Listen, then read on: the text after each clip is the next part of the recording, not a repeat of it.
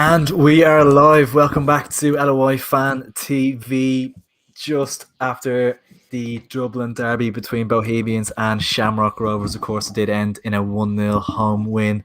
Georgie Kelly with the goal. Before we jump into the video, guys, do drop a like on the stream. It is much appreciated. And do subscribe if you are new around here. But we have to come to Breen first. It doesn't get much sweeter than a win in the Dublin derby, does it? It doesn't, especially since we hadn't won one in a while. I think it was five derbies, maybe, if I'm wrong, without victory. So to get one tonight was extremely sweet. And yeah, to do it in the manner that we did it as well, considering that the first 15 minutes we easily could have been 3-0 down. We were very ropey. I think Rovers will obviously now look back and say those were, we should have put the game to bed there then. Yeah. Because Bohs, honestly, in that first 15 minutes were a shambles at the back. Talbot kind of kept them in it, and a couple of maybe wayward shooting from the Rovers attack that kind of kept us in it. But you stuck in it. I thought in the end, overall, now I was kind of triple screening it because I was working for the Euros game. So from my viewing of kind of like trying to focus on it, but then so much is going on in different games that I felt were probably maybe just worth the victory slightly. Maybe Adam will disagree, but I fully agree with that. I didn't think the second half, from what I could see, that Rovers really offered much. I can't really remember off the top of my head any real chances they had, and maybe we could have been a bit more ruthless from the goal after we scored. But look, I was just absolutely delighted to get the win and kind of get the monkey off the back, which, if they hadn't won this game, it would have kind of gone, they haven't won now in a good few, and it's going to continue. It just becomes a bigger thing than it needs to be. So yeah, absolutely delighted with that. Yeah, coming to you, Adam, next. Initial thoughts? Bohs deserved it. They're the better team. Simple as that. It was a game of two halves. First half, like Brian said, we were all over them. Should have had about 3 or 4. Some of the chances we ruled, and like that, we hit the bar. Gaffney made Talbot pull off a good save. There was one there. He had the same angle, but went to pass it to Berkey, which I don't know why. And like that, we were the better team in the first half. Second half came out. I think Bohs set their stall up a lot more, stopped us from playing, and it worked. We broke down some of the passes we had broke down in the midfield, and once Bohs broke for the goal, that was it. Like they're much better set up than we were in the second half. They forced us a lot of the times to give the ball away. I know sometimes we went direct, and because that's how we always play against Bohs, we go a lot more direct, but we were playing into their hands. We weren't putting into the corners or anything like that. We were always putting it out for a goal kick or back in the Talbot's hands, or just giving the ball away. So Bohs fully deserved it. I can't argue with that. Yeah, it was very comfortable for Bohs nearly in the second half, wasn't it, Breen? Because I was expecting, I think Aaron Green came on for Lee Grace, I believe it was. So I was expecting more of kind of a desperate push for a goal, but it was quite comfortable last 10 or so. I agree with Adam's point there that the second half, it did feel that they went way more direct, which was strange considering how comfortable they looked in the first half by not doing that. Like Mandry, who was playing this kind of free role, was pointed out in commentary a few times, and he was just everywhere. And he's not really the kind of man you want to be giving space and time to on the ball, that he can turn and look at what's in front of him. You don't allow him to do that, and he was kind of pulling the strings a lot in the first half. So I don't really understand what Rovers set out in the second half to do. It just felt disjointed every time. And I was triple screening it, so I was kind of just looking back and forth. But every time I looked at it, it didn't really look like they had any real plan in the attacking third in the second half. And yeah, once we went 1-0 up, never really thought, okay, you're going to get nervous towards the end. You're always going to get nervous in a derby game. There's only a goal in it. But I never really thought, we're in danger here of conceding, or they look like they're going to score. So I would like to know why they changed it up in the second half when they were clearly dominating most of the first half. But look, sometimes you just have to grind out results, and you don't really care what the opponent do. You just have to get your foot over that line, and we did. And Georgie Kelly again. I mean, what more can you say? I don't really think any of us foresaw what's Because transpired in the last his few only weeks. real chance of the game, wasn't it? I don't think I can't recall another chance he really had, and he There took was it so one, well. there was one just after where he kind of couldn't really get it out of his feet, and then Yeah. I think I think he tried to maybe play to Bert- someone else, didn't he? I think he tried to I pass think maybe it. Bert or Yeah. Cloud had a shot just after. But yeah, it was the only real chance he got. And I think that's it. He's in such good form. And he's obviously 11 so goals now for the confident. season. Yeah. He's so confident in front of goal at the moment, especially after the other night, that just everything he seems to touch turns to gold. He only really needs one chance. And that sometimes is the best thing, that, you're just kind of saying, right, well, I'm taking too many touches in the box. I don't know actually who I was listening to the other day, and they were talking about, it might have been Alan Shearer actually, and he was talking about Bobby Robson. Just said, you're taking too many touches in the box. Just shoot, try, do something instinctive, and that kind of seems to be what Georgie's at the moment. And I will hold my hands up and say I didn't think he was going to be the man. I thought he'd end up with about 15 goals this season, 15 to 20 goals, but I thought most of those would be penalties. And a few kind of headed goals. But I have to say, like, for all his maybe faults and flaws as a striker and as a football player, if he keeps putting in the goals, who fucking cares? Yeah, absolutely. Honestly, don't care. Yeah. Adam, come to you. Brian's kind of talked about Mandrew there. What did you make of his performance tonight? It seemed like in the second half, he's playing a lot deeper, getting on the ball, and much deeper than maybe you would like him to be. You want to be getting on the ball in the final third of the pitch. What did you make of his performance tonight? I thought in the first half he was excellent. He was dragging them out and creating space, and he was getting through them, running through them a lot, like nearly not with ease, but he's getting by them a lot of the time anyway. And second half, I don't know if he was forced to come deeper or not, because Bowes didn't really make any changes.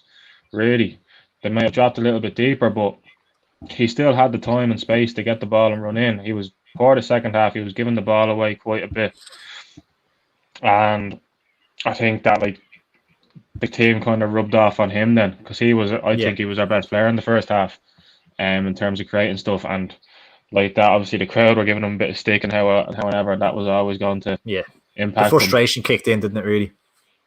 Yeah, especially when we went to go down. There's a bit. I don't know, with Rovers, obviously we scored an awful lot of late goals this season, but there's still a bit of panic there, and it showed. It showed in some of the passes we tried to play. We're just giving away so many passes, and we just couldn't get it going in the second half. Yeah. Brian, this season's been quite tricky for Bowes. There's been a level of inconsistency, I suppose, and a couple of points dropped. You think of a couple of late goals you've conceded, and maybe the Mandrew penalty that he won and talent. So there is points definitely there that could have been added to the total. Fourth in the league now, I think it's 7 points off the top. It's not the end of the world, I don't think. And do you think it's a good base to build off now, the last couple of results? This is a good point to try and build some consistency. Yeah, definitely. Obviously, I think this season is the title race is. I'm not going to say it's on for Bowes right now. I think it's just on in general. It's a lot more interesting than one team running away with it. So I do still feel that probably Rovers will have enough at the end of the season to come good. But as you said, one of Bowes' biggest problem this season has been they've been consistently inconsistent.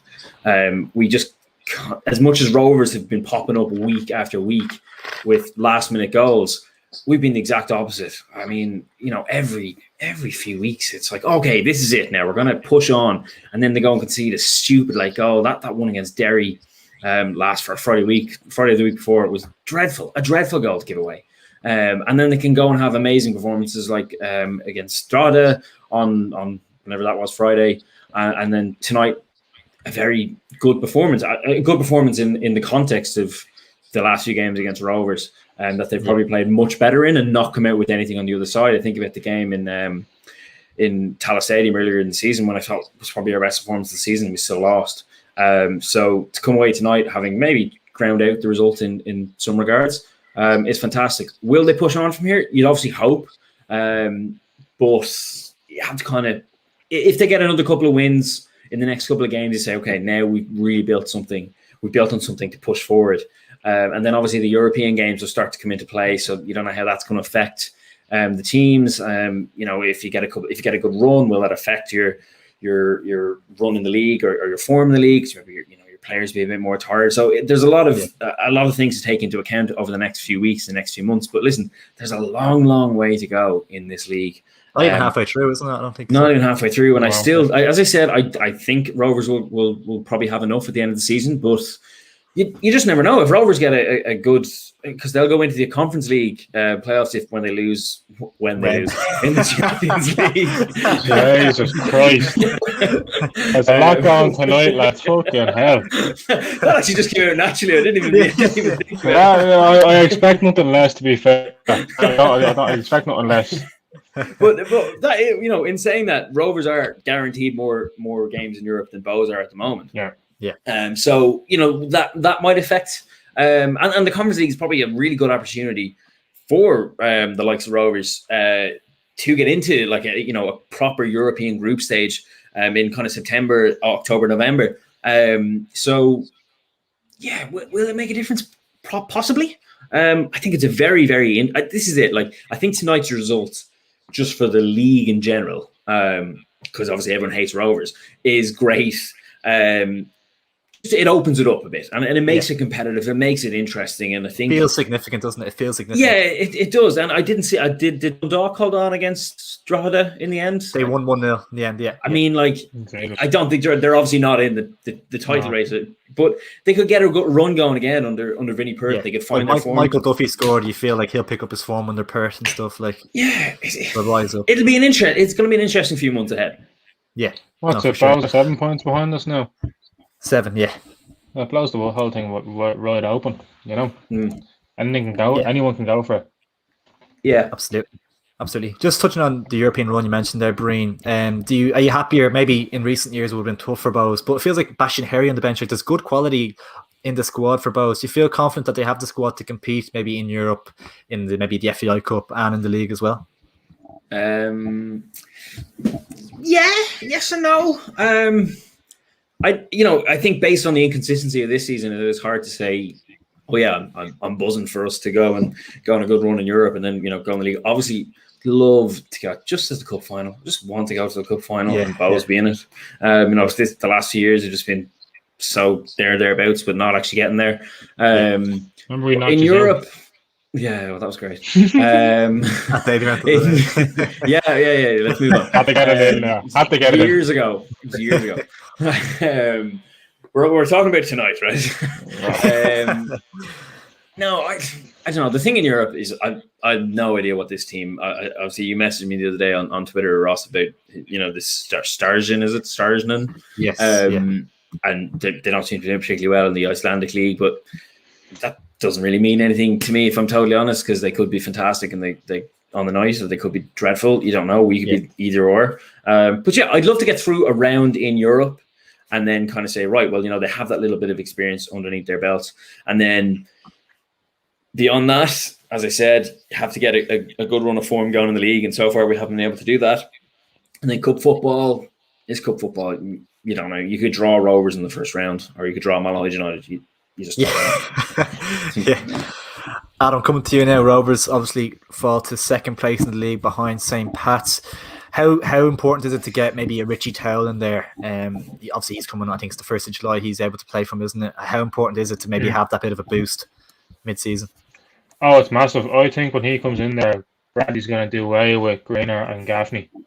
I think he's just going to play, 5 midfielders across, have the 2 holding ones, and then play the three boys in like sort of the way Guardiola plays at City. Just have 3 of them roaming around, and because like that, if Manju, Towell, and Burke can all get a goal, I think Burke's our top goal scorer. But he's joint with Gaffney, but at the same time, Towell brings so much more than Gaffney or Greener do. Obviously, Greener's fast. Gaffney's hold the play is good, but in terms of all-round ability, Ricky Towell bring a lot more there. So I think he'll bring that, and it's well needed. We need because we've a lot of players still to come back. And I keep saying it, Rovers haven't got out of first gear at all, and that's kind of worrying at this. Not worrying, but it's something to be thinking about at this stage, because the team's been with each other obviously since pre-season, and you think they start to gel now. I remember after the Pats game, I thought that's a turning point. Like, we have to start gelling now, but like that with injuries and everything else, we just haven't got an opportunity to gel. I don't think Bradley knows his best team either, because you have so many players to pick from. But again, so many injuries. Even I was at the Finn Harps game last week, and Berkey was on the bench, and like no one else I recognised because he's Yeah, bringing up so many all young kids. players. Now, yeah, now I know it's good to filter them through because Rovers do have a lot of quality young lads there. Yeah, But when you're going for a title, you need to have that depth, you need to have that experience, and that's what sure. won us the league last year. And that's what I thought was going to nearly win the league this year. Not saying I still think we can win the league, I still think we will, but it's a lot harder than it is last year anyway. Obviously, a Yeah, 36 game season is different than 18 game season, but we have to get better and have to improve. And hopefully, Tell is when he comes in, he gets in the dressing room straight away, sets out his intent, becomes nearly like a leader in it, and like, all right, lads, let's get going. We need to get yeah, going. Let's get kicking on. yeah. It's I an think that element is the of. thing about. Sorry, Sorry, I think that is the thing about Tell. Sorry, I didn't interrupt you, but the thing about Tell coming in is that he brings. Okay, he didn't set the world alight in England, but the experience that he has over there and the experience he has here playing with that Dundalk team coming in is invaluable. Especially at this point, to come in halfway through, it just be a bit of fresh legs, fresh impetus, massive for Rovers. Worrying for the rest of us, and considering the quality that Rovers lost last season or at the end of last season, going into this season, bringing in a player of Tell's relative caliber within the league, I don't really think any other team in the league can actually compete with that at the moment. Yeah, Absolutely. But, he has to find his form. It's not just going to be a fact that he turns up and then all of a sudden Rovers are 10 times better and better than everyone else in the league. But he still has to if he can show up and find form, worrying. for Yeah. sure, for sure. But the thing is as well with Tell, when he left Salford, he wasn't exactly exiled from the team. He was playing week in, week out for them. I was keeping tabs, not watching every game, of course, but you check, your live score and see, how they're doing. And he's still starting every game, and he's 29 years of age, nearly at his prime. And, there was a lot of things about him being injured and so on. But when you see him starting games for Salford towards the end of his time there, you're kind of like, okay, he still has something to offer. He's not like he's being left rotted on the bench or in the stands there. He's actually still providing something, and not that they clearly wanted him to stay. I think he really wanted to come home, but when you're still playing week in, week out for Salford, there's still something there. It's not like he's past it and it's just coming to Rovers to retire on a big wage. Like he's True. coming, and I think he's bringing quality just by looking at that. Yeah. 100%. 100%. Is there an element of frustration a little bit amongst the fan base, Adam, at all, in regards to Stephen Bradley kind of persisting with the five at the back? Feels like it's maybe a little bit negative at times, and that they could be a bit more adventurous, especially with Tell coming in now as well, that they can maybe go with like a 4-3-3 or a 4-2-3-1 and be that bit more adventurous and try and dominate the game a little bit more. I think we can't complain because I wouldn't say there's a bit of a distaste for it, because like that we went down and beat Waterford 4-1. So obviously we've been playing with it for the last while and it's worked. Yeah. Obviously some of the football isn't great, but I think there is times we switch to a 4 there for the last 20 minutes or something. But like that, Yeah. they're probably not used to playing it. They're probably just used to doing that in training when like that we go a goal down or something.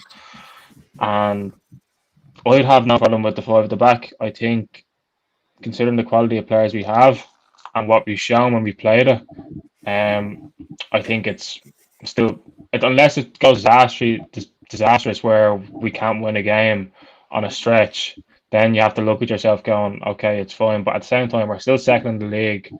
A lot of players to come back that fit the system perfectly. Like Sean Kavanagh, when he plays the wing back, he does it very well. Finn, when he tucks in, I don't know how much he's going to tuck in now with Gano being there, but Finn is a right wing back. And like that, you have the likes of Joey O'Brien still waiting to come back. Neil You're Ferrugia, you don't forgetting know about what these players, stories aren't you? with him. Jesus Christ. That's it. Like, you don't Yeah. know what's like Neil Ferrugia, you don't know what stories with him. He's Yeah. seen a specialist in London with his hamstring. I don't know what stories with him. Liam Scales can tuck back in there. Just like there's so many. You know, Gary O'Neill only came back tonight. Chris McCann only came back tonight, really. And you know, there's a lot of players there that fit the system well. So it's a matter of getting on a run of games where you can play these players week in, week out in the system that are used to it and get the results we need. Because no doubt we do play a nice set of football, a nice piece of football when we do it. It's just a Yeah. matter of consistently getting the players in and, you know, can't be changing the team week in, week out. It's just the injuries that are doing it. No excuse to how we're performing at the moment. We should have a squad deep enough to perform well. But in terms of consistency and players who have played in that position well, you know, we need them back pronto. Yeah. How are you feeling about the Bratislava game, Adam? Is it kind of seen as a bit of a free hit, or is it kind of one where there's an element of pressure? I can't wait for it. You know, like these are the type of games that people write League of Ireland teams off in. It's Yeah. like, what was it when Dundalk played? Who did Dundalk play a few years ago? Was it last year? Riga, and they beat them on penalties. Isn't that right? They beat Yeah. them, Yeah, I and think so, yeah. then when they qualified for Europe, they beat Bate Borisov. Weren't meant Yeah. to beat them. Beat them 3-0 comfortably, might I add. So these are the games where, you know, you kind of get up for it. Now I know we still have the Europa Conference League to fall back on, but there's no excuse for an Irish team, not just saying this for Rovers, but for an Irish team winning the league and going into the Champions League to have a good go and compete, because we can. It's we've seen to do that. I know when we played Milan last year, like we had to Donnarumma had to pull off a few good saves. Granted, you know, Milan are completely different our quality, but you still have to go for these games, because how else are you gonna sit back? How else are you gonna learn from them as well? Learn about your team.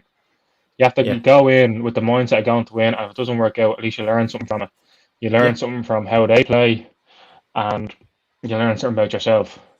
If you're able to go to that level, and we have like that, goes back to the experience. We have Gano who's played, and Gano and Sean Hoare, who have been regulars in Europa League, now have to play in the Europa League, have played big European games, and it's something we should be look forward to. We shouldn't be, you know, Definitely. laxing off. We shouldn't be backing off from it. We should be like looking at this game like, okay, let's try get something from here. And if not, fuck it. We can learn from the result, learn about a lot more about ourselves, and push on the Conference League, which, you know, I think Bradley said it a while ago that would be beneficial for us in terms of, you know, financially and, you know, competing in Europe. It gives not only it gives Rovers a bigger name, but it gives League of Ireland more of a platform as well. For sure. 100%. Just got a comment here, Breen. Interested to hear your thoughts on it. It's a bit of a long shot, I feel, but might be a long shot. But do you think Georgie Kelly deserves an Ireland call up? Crucially, if he keeps up his form, because if there's a player in the League of Ireland scoring, say, 25 goals, he has to be in the conversation, surely.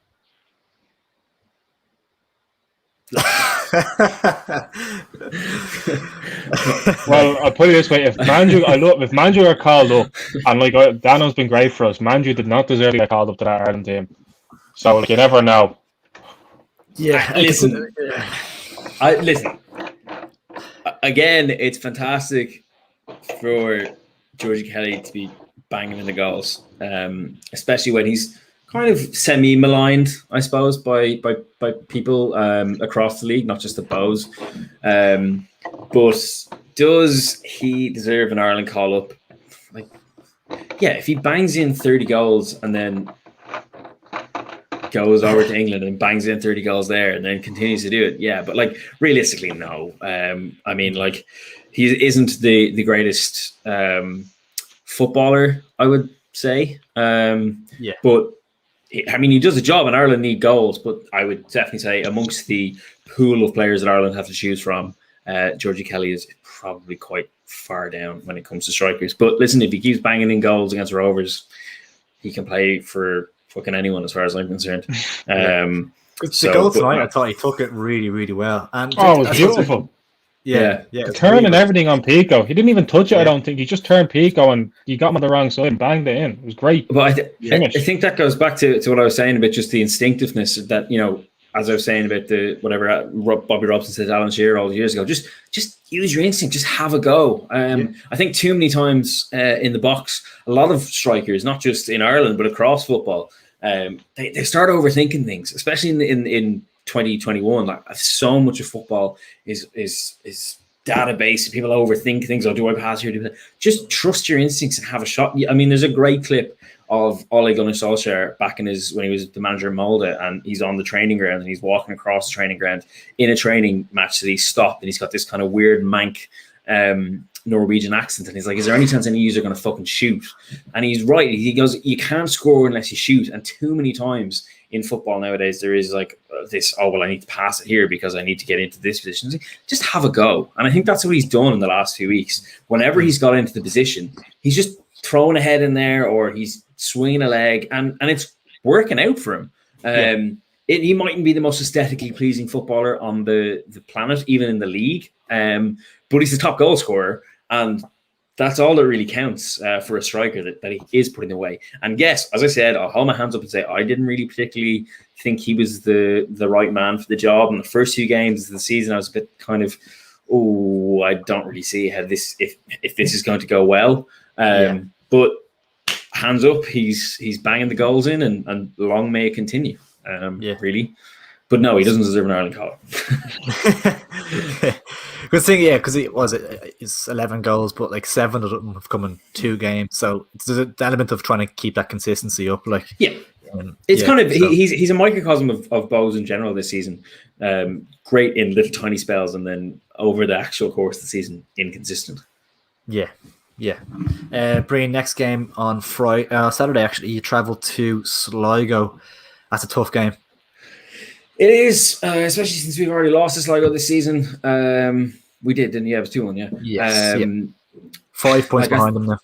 Yeah, like in fairness to Sligo, I wouldn't have said that they were at the start of the season kind of maybe an outside chance of the title. But look, here they are. They're playing really good football. They've got a lot of young players in there. It's a big game. Experienced manager too, as well. Exactly. And I think the thing is and you know what? Actually, this is just complete aside, but I've been really impressed with Sligo in the last few months, just kind of looking at their stadium plans and what they're actually trying to do, because they really are the bastions of kind of football in Connacht, League of Ireland football. And, I really more power to them. I really hope they get that stadium off the ground. But in terms of the game on Saturday, tonight really won't mean as much. Obviously, it means a lot because you beat Rovers and you want to win derbies. But in terms of the context of the league, if we don't get a result on Saturday, tonight doesn't really mean anything. You have to go and back up your big moments. And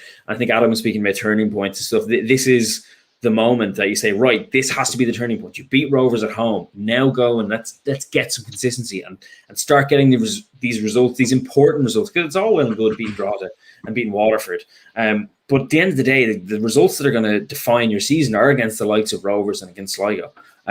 So we have to go out and back this up with another good performance and a victory on Saturday. Nothing else really matters. It doesn't matter how direct you play. Doesn't matter whether Keith Buckley plays or whoever. It just matters getting the 3 points. I'll come away having the worst game all season I've ever watched, and it went in off Georgie Kelly's arse, and we won. Fantastic. Yeah. Adam, for yourselves, it's a home fixture with Drogheda on Friday night. Feels like a good opportunity to kind of put things right and get back in the win column.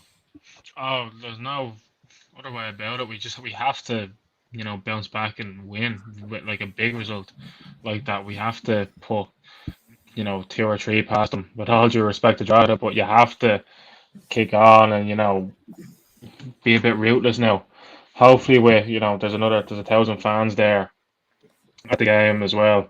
So hopefully, they can just bounce back and feed off the energy of the crowd, because no doubt the crowd that are going to be there are going to be pissed after tonight. So they're going to be expecting a reaction and are going to be on edge. So they need to give one, and they need to give a good one like that. A few goals, like that, with all due respect, they need to punish Strada, and they need to, like that fast 2-3, maybe 4 against them, and not concede, and just setting it, just put another statement of intent on it. For sure. 100%. Lads, absolute pleasure. Brian, congratulations on the fantastic result tonight. Commiserations to you, Adam, but thanks so much for joining me tonight. No problem. Really appreciate you taking the time. Please do drop a like on the stream, guys, and do subscribe if you are new. It does mean the world. And thank you for tuning in. Catch you in a bit.